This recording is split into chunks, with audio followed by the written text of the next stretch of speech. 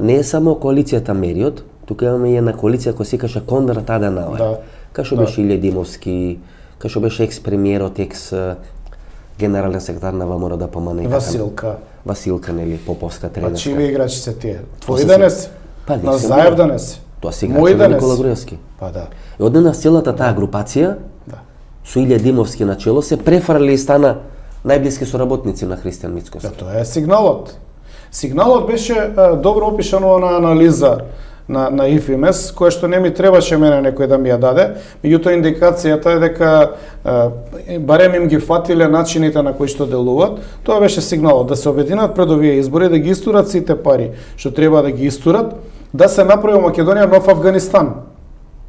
Значи, идејата е таа, да се истиснат американците од тука.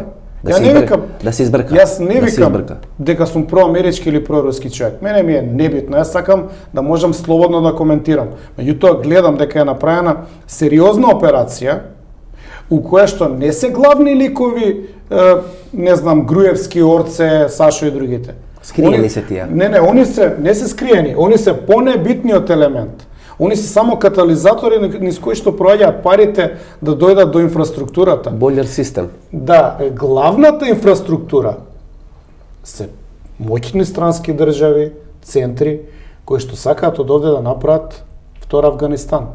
Американците да се повлечат и да настане прераспоред на картите на ова геостратешка точка. Тоа беше со референдумот. Тоа е Значи тоа е операција која почнува веќе 3 или 4 години. За референдумот не се сложувам. Та има континуитет. Но пенетрација дека имало. Затоа ја велам досие Атлантик од 1600 страни.